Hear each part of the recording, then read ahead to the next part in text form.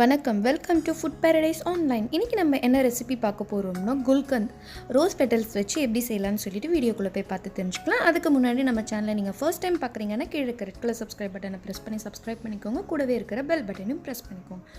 இதுக்கு பன்னீர் ரோஸ் தேவை. இதை நல்லா வாஷ் பண்ணி ஒரு நாளைக்கு நல்லா அந்த ஃபேன் காற்றுலேயே நல்லா அந்த தண்ணிலாம் இல்லாமல் ட்ரை ஆகிற அளவுக்கு நல்லா காய வச்சு எடுத்துக்கோங்க. சன் ட்ரை பண்ணக்கூடாது, சன்னில் வைக்கக்கூடாது. நீங்கள் ஃபேன் காற்றுல தான் அதை நல்லா ஆற வைக்கணும்.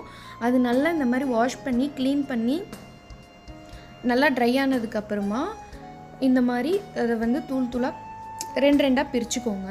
பிரிச்சுட்டு இப்போ இதுக்கு தேவையான பொருள்லாம் என்னென்னு பார்த்தீங்கன்னா ரோஸ் பெட்டல்ஸ், நாட்டு சக்கரை, அப்புறமா தேன், இந்த மாதிரி ஒரு கண்ணாடி பாட்டில், இதுதான் நம்மளுக்கு தேவை. இப்போ இந்த கண்ணாடி பவுலில் நம்ம என்ன பண்ணணும்னா ஃபஸ்ட்டு ஒரு லேயர் நாட்டு சர்க்கரையை ஆட் பண்ணணும். இதை இந்த ரோஸ் பெட்டல்ஸ் நல்லா காய வச்சும் நீங்கள் யூஸ் பண்ணலாம், இந்த மாதிரி ஃப்ரெஷ்ஷாகவும் யூஸ் பண்ணலாம். நாட்டு சர்க்கரை ஒரு லேயர் போட்டதுக்கப்புறமா கொஞ்சம் ரோஸ் பெட்டல்ஸ் போட்டுக்கோங்க. அதுக்கப்புறமா திரும்பவும் நாட்டு சர்க்கரையை இன்னொரு லேயர் போடுங்க. இந்த மாதிரி உங்கள்கிட்ட எவ்வளோ ரோஸ் பெட்டல்ஸ் இருக்கோ அது ரோஸ் பெட்டல்ஸ்க்கு நாட்டு சக்கரை ஒரு ஸ்பூன் அந்த மாதிரி போட்டு நீங்கள் லேயர் பண்ணிக்கோங்க. இதுக்கு இவ்வளோ நாட்டு சக்கரை அப்படின்ட்டு மெஷர்லாம் எதுவும் கிடையாது. நீங்கள் சும்மா அப்படியே உங்கள் கையளவு தான் போடணும்.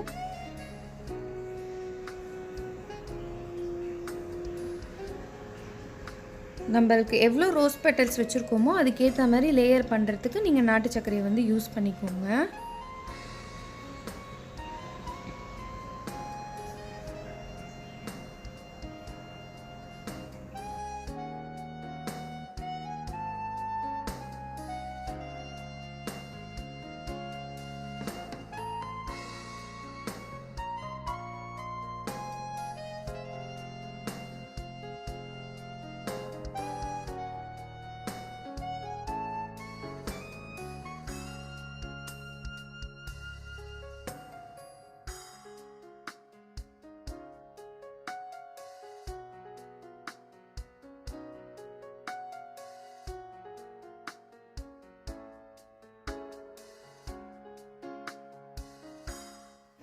இப்போ பாருங்கள், நம்ம ஃபுல்லாக நாட்டு சக்கரை ஒரு லேயர், ரோஸ் ஒரு லேயர், அந்த மாதிரி ஃபுல்லாக நம்மக்கிட்ட இருக்கிற எல்லாத்தையுமே லேயர் பண்ணியாச்சு. இது ஒரு 15 பூ. இது பன்னீர் ரோஸ் இருக்குது பார்த்திங்களா, அது 15 பூ.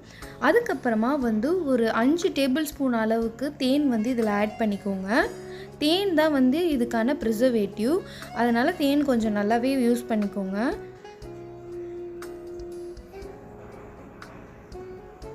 இப்போ தேன் ஆட் பண்ணியாச்சு. இப்போ இதை நல்லா ஒரு ஸ்பூன் போட்டு நல்லா கலரி விட்டுடலாம்.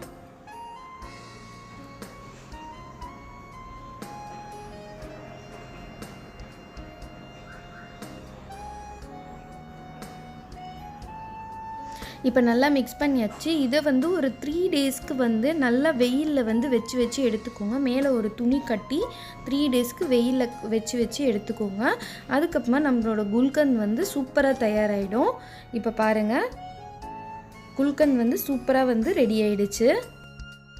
இந்த வீடியோ உங்களுக்கு பிடிச்சிருந்தா லைக் பண்ணுங்கள், ஷேர் பண்ணுங்கள், கமெண்ட் பண்ணுங்கள். மறக்காமல் நம்ம சேனலுக்கு சப்ஸ்கிரைப் பண்ணுங்கள். பாய்.